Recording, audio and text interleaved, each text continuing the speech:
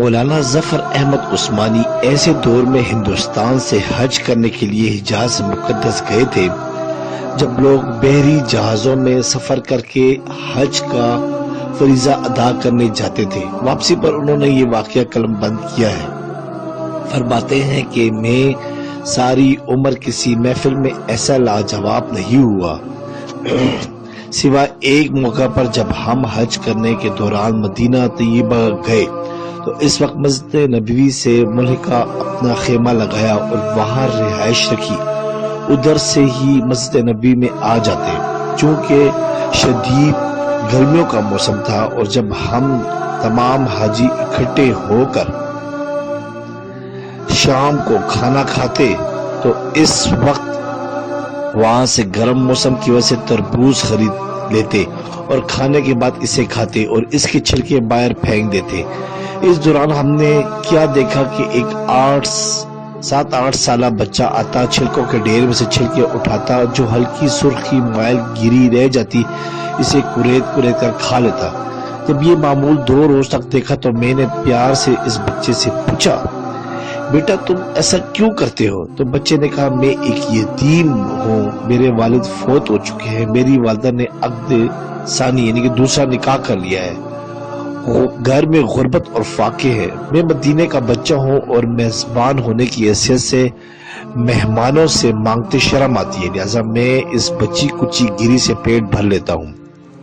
مولانا لکھتے ہیں کہ مدینے کے بچے کی اس فہم و فراست نے ہمارے رونگٹے کھڑے کر دیے، آنکھیں آنسوں سے بھیگ گئی۔ بچے سے کہا، بیٹا اگر آپ مناسب سمجھو تو آپ ہمارے ساتھ آ کر کھانا کھا لیا کرو۔ بچہ انکاری تھا مگر ہمارے پیار بھرے اور بھرپور اصرار پر ہاں کر دی۔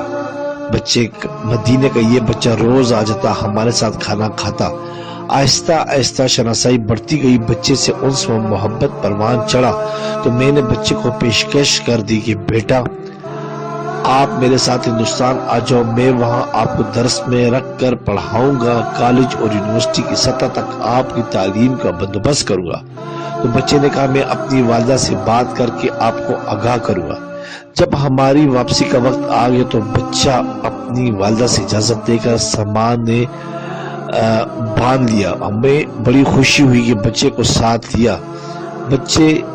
بچہ قافلے کے ہمراہ چل رہا تھا تو دوران سفر میرے ساتھ گفتگو میں تھا، سوال کر رہا تھا کہ چاچا جی وہاں ہندوستان میں اسکول اچھے ہیں؟ میں نے کہا، بیٹا بہت اچھے ہیں، وہاں مجھے اچھے کپڑے پہننے کو ملیں گے؟ میں نے کہا، ہاں بیٹا۔ اس نے پوچھا، مجھے وہاں فٹ بال کھیلنے کے گراؤنڈ میسر آئیں گے؟